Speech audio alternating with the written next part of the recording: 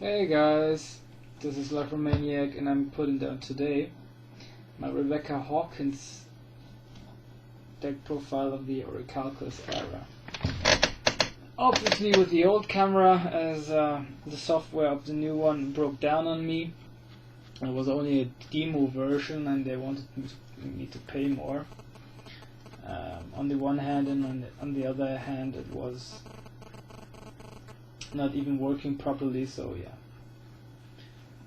I decided not to continue it at least for the time being, until I made up my mind and maybe try to download another software. But yeah, my PC has not work data for the amount of eternity, so yeah, I might deinstall or delete another program before that. But still, we can do that, and the quality might not be that high, but yeah, I will, of course, reading out the other cards, and then we will see. Let's tap into it without further ado, and yeah, let's see what we're getting ourselves into. So, Rebecca Hawkins, of course, was a character which was introduced to the Duel Monsters era as, I think, in between the Battle City and the Orichalcos arc, if I'm not mistaken. And she was, of course, became one of the companions. She accused Yugi first to have stolen her grandfather's Blue Eyes White Dragon, and the background is the very one that Professor Hawkins, which is her grandfather, was the best friend of the grandfather of Yugi, namely Solomon Muto. So as a result of that, she accused first the grandfather to have stolen the Blue Eyes White Dragon, and then afterwards Yugi tried to avoid her grandfather being drawn into a duel, and instead he entered the duel and deliberately lost it then at the hands of Rebecca. So they became friends, and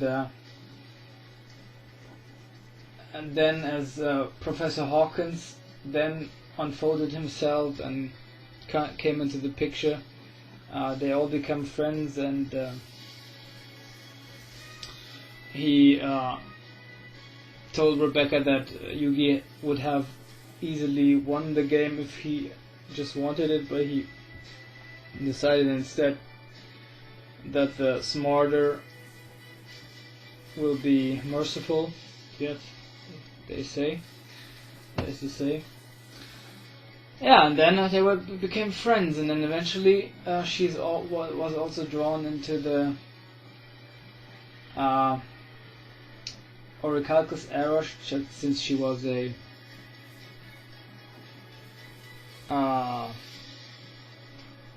specialist for PC operations and technicalities in general, and her grandfather, Professor Hawkins, was the very one who found the ancient cultures of Atlantis, and as a result of that he was drawn into the picture first, and then afterwards also Rebecca.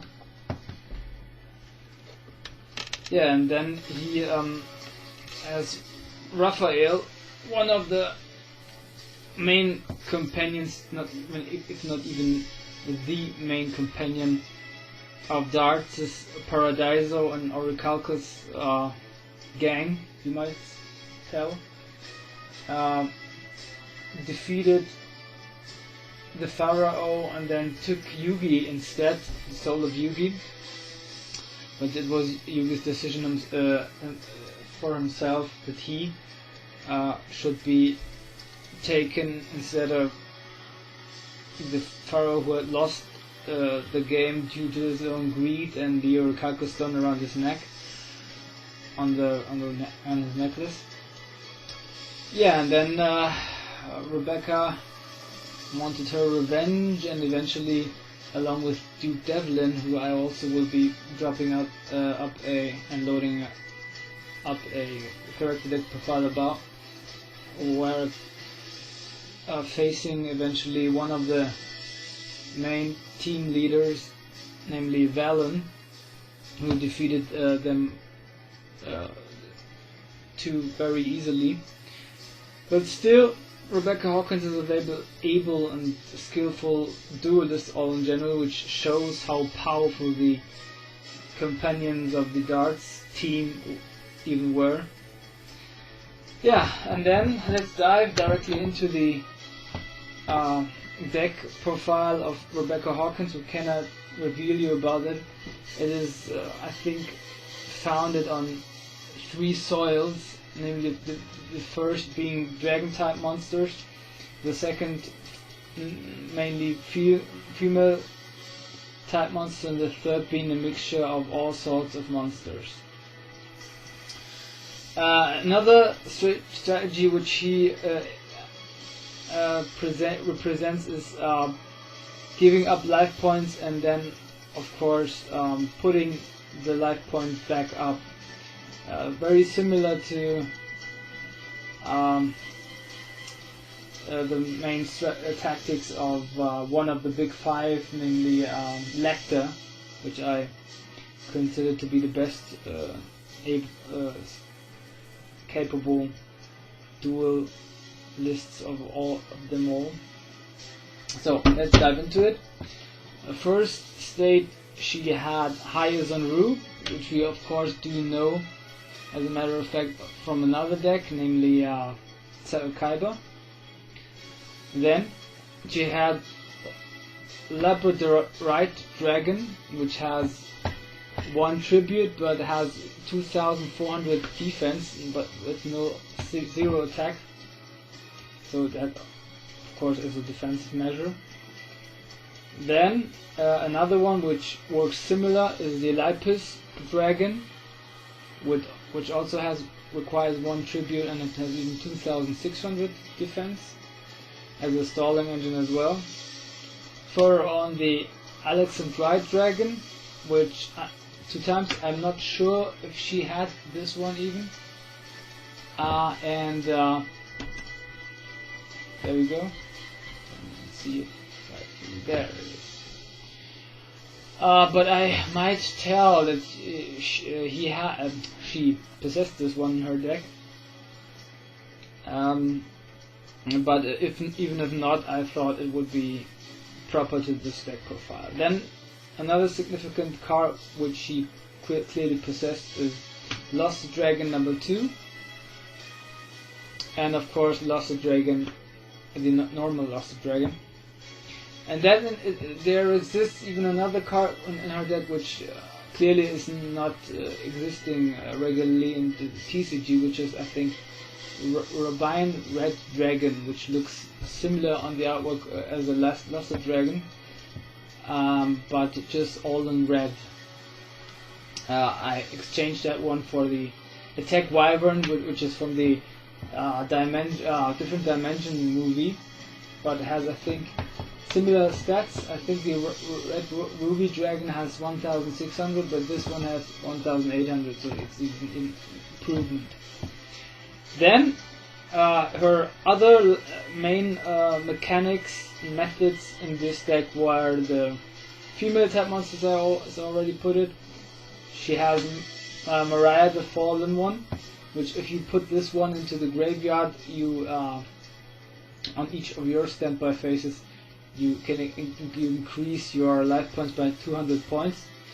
Injection Fairy Lily, which has the ability, if you have pay 2000 life points, then its attack stats, which are just 400, only for the damage stat increased by 3000 points. So if you use that engine very often, you might lose very much life points. So you have on the other side the Mariah, the Fallen one, for example. or the Fire Princess, which if your opponent always if you gain life points, your opponent always loses 500 life points. Then another card which she possessed was the Enchanting Mermaid, the warrior lady of the desert. I cannot see them. There we go. Maybe here. There you go. Better.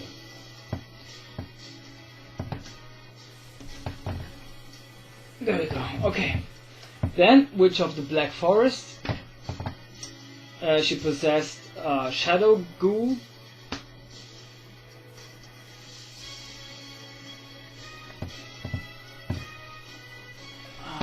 Come on, man. What's the matter with this?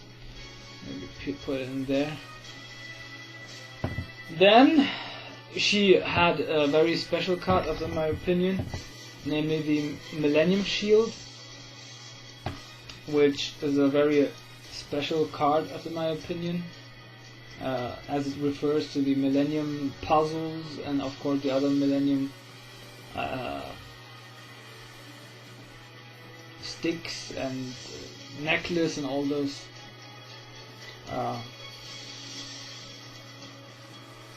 all those other things. Then she took in the battle the Giant Soldier of Stone, the Cannon Soldier, in order to make, of course, if you tribute a monster, it puts, I think, 500 of effect damage to your opponent's life points.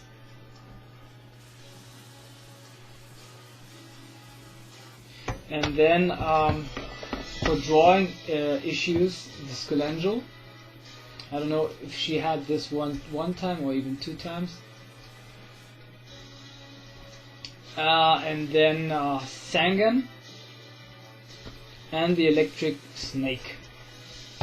Now these onto her monster cards. Now we're coming to her. We're putting into play her spell cards.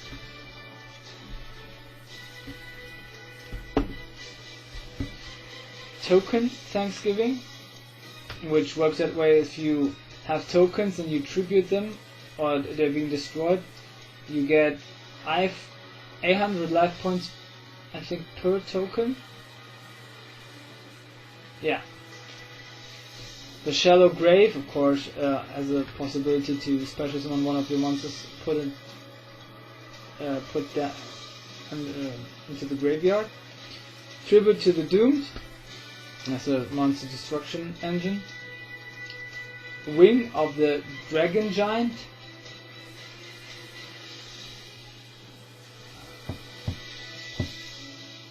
Monster Reborn, of course, has another possibility to special summon monsters.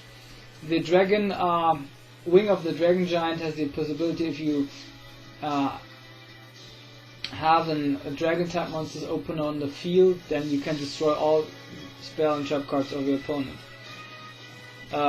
Similar to this one, Mystical Space Typhoon, of course, with the ability to just destroy one spell trap cards without any condition in comparison to that one. Karl's Last Will, which also works with special summoning. Dragon's Gunfire, which works with dragon type monsters and inflicting 800 points of direct damage to your opponent's life points, and destroy one opponent's monster with 800 defense or lower. Remove Trap, of course. One classic defense, stop defense. Then, of course, Silent Doom. 4 more drawing power. Pot of Greed as a defensive precautionary measure. The Scapegoats. Just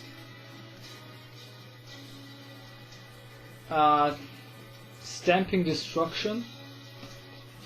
Of course, another possibility to destroy one magical spell trap card from your opponent by but with condition, on the condition that you possess one dragon type monster. Then I put in there Symbol of Friendship, which it was not a dual monster card, it was just made up a special card which Yugi gave as a present of friendship to her, and which was a singular made produced unique card from which was a gift from Pegasus to Yugi, but she gave it then to Rebecca Hawkins. But in the TCG we got this one as a card which also works in the Duel Monsters game. And then, last but not least, was a spell card she had, Ring of Magnetism. Now, these about her spell cards, of course. Now, let's dive into the trap cards. Call of the Haunted.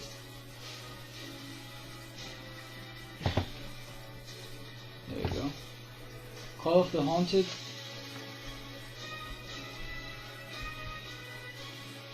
Dragon's Rage. Of course, Dragon's Rage are working with, I think, piercing battle damage. If your attack of your attacking monster is higher than the opponent's defensive monster. Gravity Bind is a classic stalling engine. All monsters with 4 level stars or higher cannot attack. Of course, if you are with your back to the wall, you have this trump card in order to slow your opponent down. Grip of Life as a, of course, special summoning possibility and option. Mirror Force, very classic, as a board breaker of your opponent's monster throws. Tyrant Wing, which also works with dragon type monsters, as well as Flaming Odin, which works also as a board breaker if your opponent has, I think, for example, a couple of monsters, and you can tribute one dragon type monster, so you have also this condition with the dragon type monsters, then you can destroy all I think opponents, all open monsters within defense which are equal or lower than the attack of the dragon type monster which was distributed. Then further on, Pearl of Dragon, which works that way. Against, it's a measure against trap cards which have befallen dragon type monsters and just targeted for one special design card. Yeah, and then you can, if you discard one card, then you can negate that trap card. Then Castle of the Dragon Souls, also having that dragon type monster effect. And you can once per turn remove one dragon type monster from the graveyard from play, and then your monster then choose one monster which can receive 700 attack points for the rest of the turn. And if this card is destroyed and put to the graveyard, you can special summon one of your banished dragon type monsters. Then a very good, quite good possibility to negate all spell cards is, of course, she possessed the Imperial Order. Waboko, which of course works as a good defensive measure against many attacks.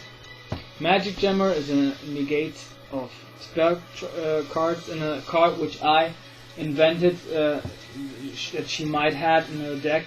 Thought it would be fitting, as it has the Luster Dragon on its artwork, and works that way. Target of 2 monsters your opponent controls, banish them until the end phase. Then your opponent gains 1000 life points for each monster that left the field by this effect. So maybe your opponent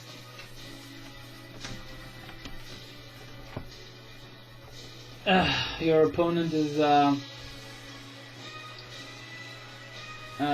with his back on the row, but then he's on the attack and you're on, put into the defense, and you can maybe with 1 or 2 attacks finish him off, but he or she has stronger monsters on his field, then you can banish him for 1 round, banish them for one round, and then you can attack him maybe directly. So this is the Rebecca Hawkins deck profile. I hope you guys enjoyed it. The like and the subscribe button, and of course stay tuned for more content, as I will be of course now more regularly and diligently putting out more deck profiles, and I hope you also enjoyed this new playmat. It definitely is the playmat of the week. Yeah, hit the like and subscribe button, and I wish you guys all a good night. You're a Slifer Maniac. Bye!